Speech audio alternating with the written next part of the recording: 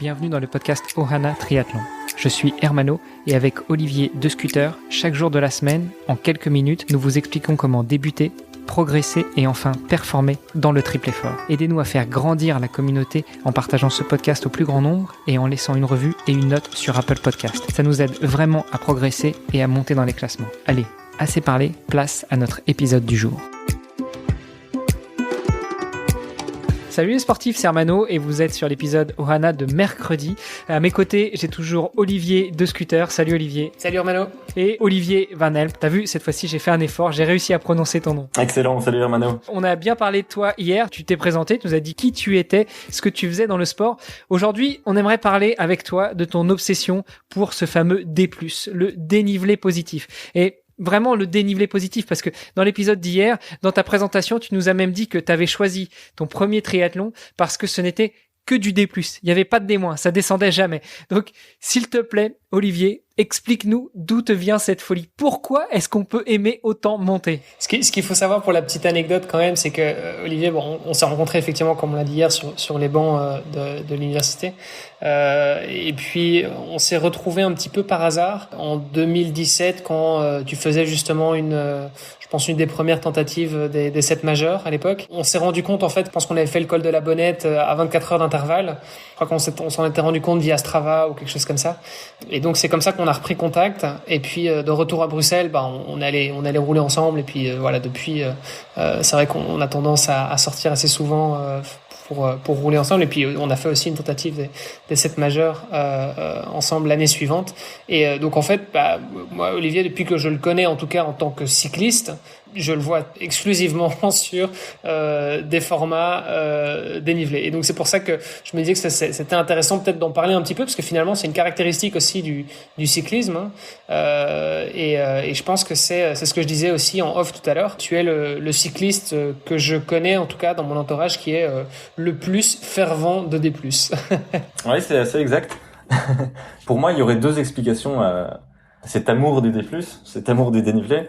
Premièrement, je pense qu'une balade en fait qui a du dénivelé en fait présente beaucoup plus de paysages diversifiés.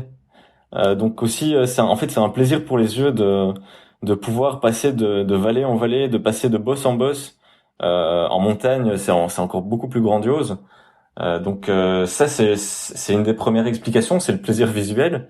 Les surprises que tu peux avoir aussi, au fur et à mesure d'une balade, parce qu'une balade où c'est tout plat, le long du canal, tu sais ce que tu vas faire, quoi. Donc c'est visuel, mais c'est aussi sensoriel. Potentiellement, la météo va changer, la température sera pas la même.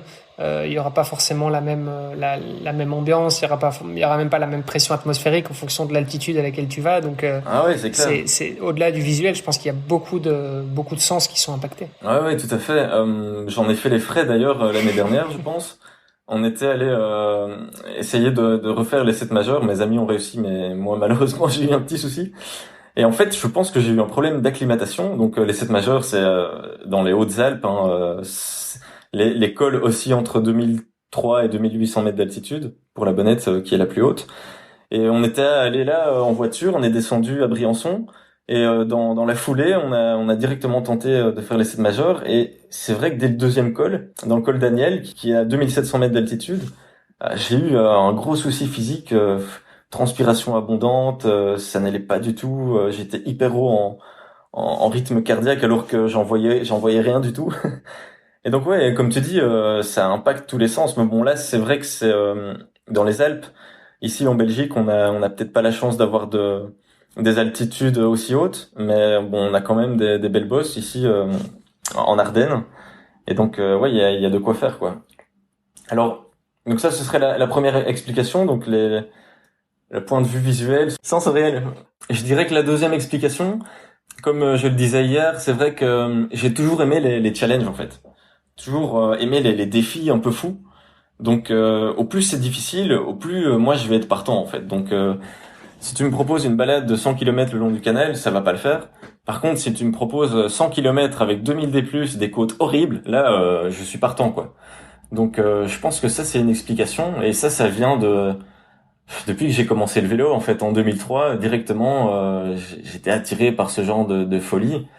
Pour l'anecdote, en 2006, j'ai roulé 24 heures à vélo au Bois de la Cambre, en fait. Il y a un événement qui s'appelle les 24 heures du Bois de la Cambre. C'est un événement en fait de mouvement de jeunesse. Et cette année-là, il n'avait pas lieu parce qu'il y avait un autre gros event scout. Et donc moi, je voulais en fait absolument le faire, même s'il n'avait pas lieu officiellement. Et donc avec Marc, mon pote dont je parlais hier, on est allé rouler 24 heures au Bois de la Cambre, en rond, un circuit de 2 km et demi. Je sais plus combien de kilomètres on a fait, hein, c'était complètement débile. On avait une voiture intendance qui nous donnait de la soupe, etc. Et donc déjà à ce moment-là, j'avais un attrait pour les folies en fait. Et donc maintenant, je suis limite à la recherche en fait du challenge le plus fou. Et donc quand j'ai vu par exemple les 7 majeurs, je me suis dit ça c'est un truc vraiment qui me parle. Et je pense qu'en Belgique on a aussi on a de la matière pour faire ce genre de parcours, d'itinéraire un peu fou et pouvoir faire découvrir aux gens des trucs qui sortent en fait de la norme. Alors, je le rappelle quand même, hein, tu parlais de 2006 quand tu as fait ton 24 heures, donc un défi off. On connaît bien maintenant cette année avec la Covid, défi off, on sait ce que c'est. Hein. Tu avais 16 ans quand même, hein, je tiens à le préciser. Donc à 16 ans, toi, tu trouves rien d'autre à faire que de te faire 24 heures sur une boucle de 2,5 km. Ah, j'en ai fait les frais, j'ai eu une tendinite après. Par contre, c'était pas 24 heures non-stop, je pense qu'on a roulé peut-être 20 heures, je sais pas, bon, avec les pauses comprises. Si t'es attiré par les plus gros défis, j'ai entendu récemment dans un podcast Arnaud de Mester, qui est un de vos compatriotes, qui a tenté l'Enduroman. Donc l'Enduroman, c'est un triathlon qui part de Londres et qui rejoint Paris, donc ouais. avec un peu une inversion du sens des disciplines. Il disait que la première fois qu'il a tenté, il a été arrêté à quelques kilomètres pendant sa traversée de la Manche parce qu'il était dans ce qui s'appelle le cimetière des nageurs, donc un endroit où les courants changent beaucoup et du coup il n'arrivait pas à sortir de là. Donc l'organisateur l'a stoppé et quand il allait faire sa deuxième tentative, c'est tombé en plein Covid et donc du coup il s'est fait son propre Enduroman justement du côté de Bruxelles. Donc voilà, si tu cherches un objectif difficile à relever, prends contact avec Arnaud de Mester et je pense qu'il pourra te faire essayer ce fameux Enduroman à la belge. Après sinon il a lancé aussi le défi 666. Donc c'est pas compliqué, c'est 6 km de natation, 600 de vélo et 60 de course à pied. Ouais, j'ai entendu parler de ça aussi. Bon, c'est un truc de belge, vous êtes complètement tarés les mecs. Donc là, c'est comme ça que tu as finalement appris à apprécier le dénivelé positif. Ce qui nous intéressait aussi avec Olivier, c'était de savoir, pour quelqu'un qui aime le dénivelé positif, comment est-ce que on s'entraîne pour ça? Comment est-ce qu'on apprend à le gérer? Comment est-ce qu'on le vit au quotidien? Parce que c'est pas donné à tout le monde de faire que de monter. Et puis quand on monte, il faut savoir aussi descendre. Donc est-ce que toi tu descends ou tu fais que de monter puis après on vient te chercher en hélico ou on vient te chercher en voiture en haut du col? Ah, si je pouvais, je le ferais que monter, mais malheureusement il faut redescendre de temps en temps. Non, c'est vrai que c'est assez particulier. Peut-être que moi j'ai tellement l'habitude. Pour moi c'est normal en fait de faire des balades vallonnées. D'ailleurs les triathlons que j'ai fait étaient souvent complètement vallonnés, voire jamais plats. Je réfléchis si j'ai fait un plat, je pense pas. Et ça c'est d'ailleurs assez intéressant parce que en triathlon, les triathlètes sont pas forcément des grimpeurs. Tiens, ça c'est un truc que j'ai remarqué. À la fois dans le sens ascendant, mais dans le sens descendant aussi. C'est pas des très bons descendeurs. Sauf peut-être en Espagne où là c'est complètement des tarés. Mais ils descendent comme des malades. On fait aucun préjugé sur ce podcast. Non, jamais aucun. Mais c'est vrai que le triathlète en fait, forcément déjà si tu as un vélo de contre-la-montre, c'est pas fait pour aller te mettre des côtes à 15-20%. Puis il faut pouvoir en profiter aussi. Si t'as un vélo de contre-la-montre, c'est chouette d'aller sur des belles routes plates où tu peux envoyer tes watts et sentir que ça envoie et que tu avances quoi. Je pense que ça c'est peut-être une différence. Aussi moi j'ai un vélo adapté pour la grimpette. Ouais, c'est un truc assez light. J'aime bien avoir le matos qui est en lien avec le terrain sur lequel je vais aller. Donc j'ai pas un vélo pour aller faire du plat, donc c'est peut-être aussi un truc qui me repousse. Des balades trop plates. Je pense que c'est un tout finalement. Et ça ressemble à quoi pour toi du coup un vélo de grimpette comme tu dis? Disons que t'as une position un peu différente. C'est vrai que le mien est assez agressif. Alors chères auditrices, chers auditeurs, hein, vous évidemment vous voyez pas, vous avez que l'audio, mais nous on est en visio. Donc on voit Olivier qui se retourne, je suppose, vers son vélo. Tu admires ta machine. Donc je crois que tu vas être obligé, tu nous feras une petite photo et puis on diffusera ça à un moment ou à un autre quand on diffusera les épisodes. Ça marche. Mais donc je pense que la caractéristique principale c'est qu'il soit assez léger finalement.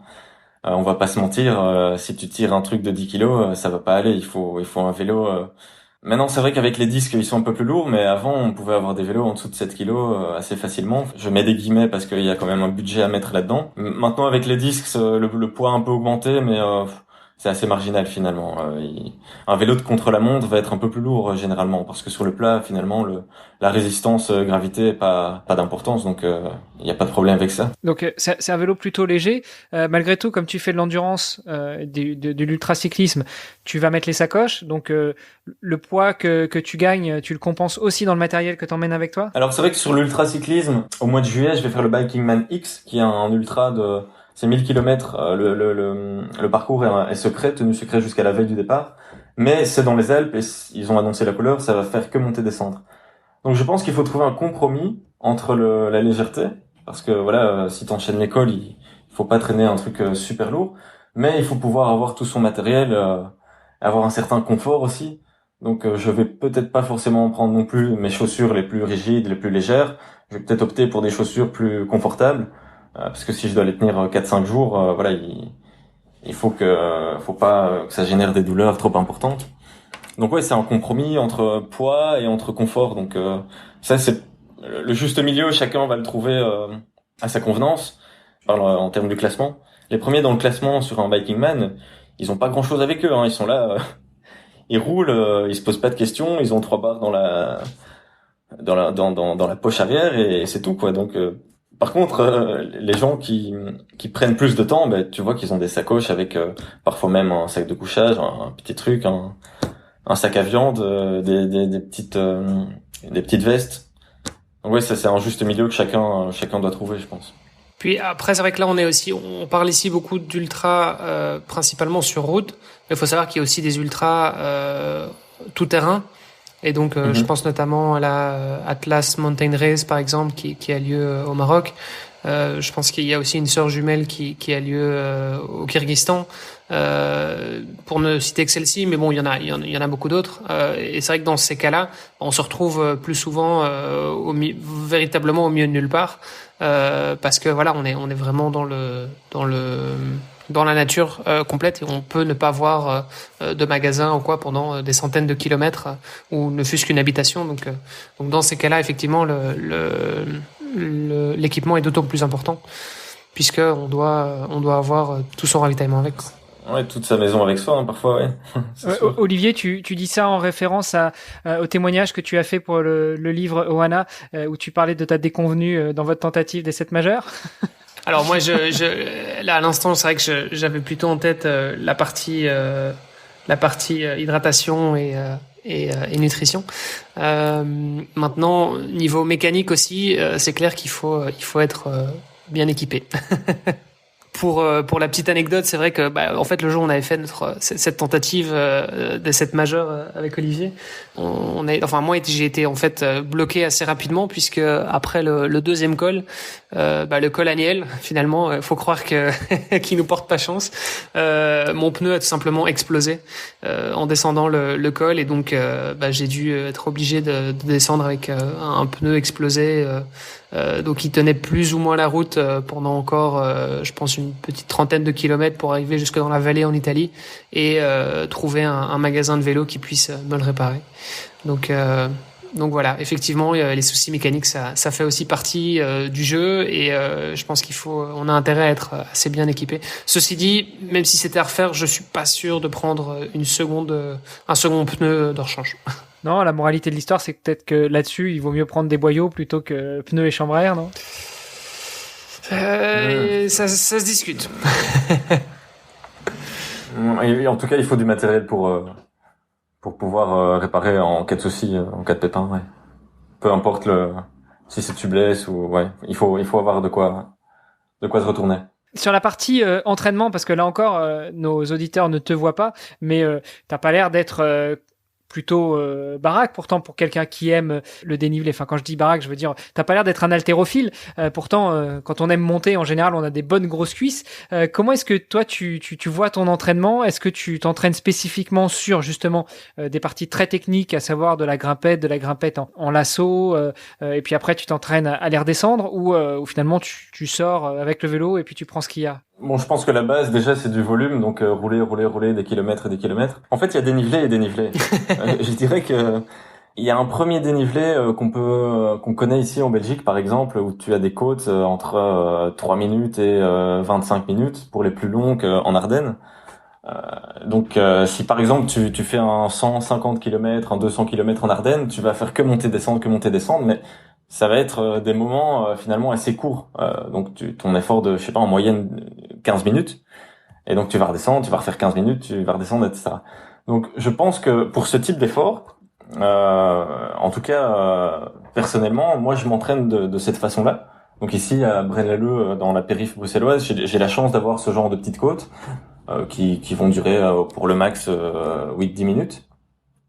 Mais je dirais qu'il y a un autre dénivelé, ça c'est peut-être plus celui qu'on peut connaître en montagne, des longs cols, où là les cols ça sera plus 1 heure et demie, voire parfois 2 heures si c'est vraiment un long col, où là l'effort va être constant pendant 2 heures, on pédale, on met 200 watts, 230 watts, ça dépend un peu ce qu'on recherche. Ouais, c'est différent en fait. Je pense que si je m'entraîne ici pour faire du dénivelé sur un parcours casse-pattes, ça va pas forcément être avantageux pour aller rouler en montagne des heures et des heures. Je pense et ça c'est peut-être une erreur que j'ai faite par le passé, que de faire finalement des sorties par exemple de 200 km assez plates où tu pédales de manière constante, fait que en fait ça va peut-être plus se rapprocher d'un effort type que tu pourrais avoir dans un col.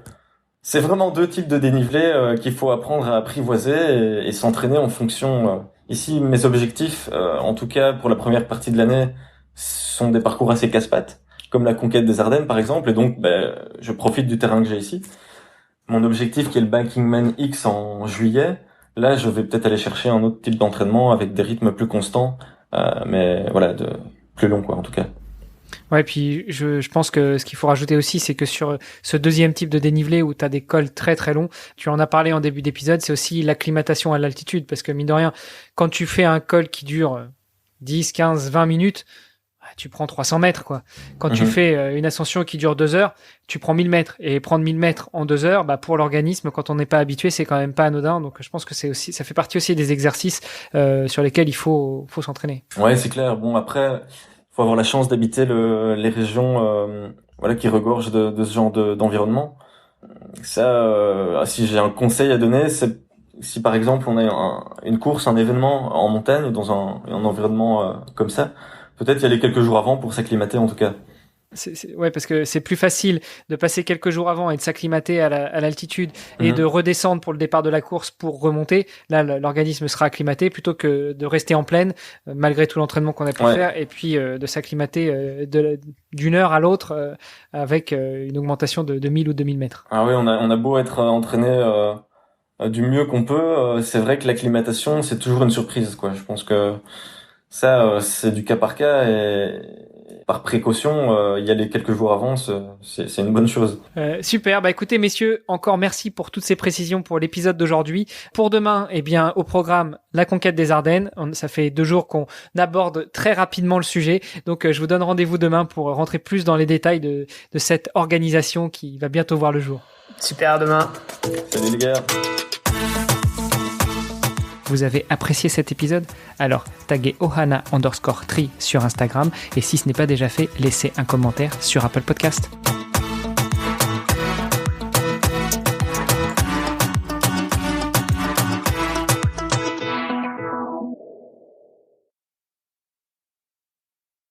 Le point de vue visuel, sensuel, le deuxième, sensitif, pardon, le deuxième, ce serait peut-être. Ça peut être sensuel aussi, hein. Peut-être que tu recherches justement certaines formes, mais ceci est un autre débat. Éventuellement, je le couperai au montage. Ouais, non, sensitif. Sensoriel. Sensoriel. Ouais, et puis là, on coupera. Bon, je vais embrayer sur le deuxième point. Alors, je dois te l'avouer quand même, de temps en temps, je mets des morceaux de l'émission en bonus, c'est-à-dire après le jingle de fin, juste pour ceux qui sont assidus et qui écoutent jusqu'au bout. Donc ça risque de se retrouver en bonus. Pas de souci. Alors, je dirais que la deuxième explication,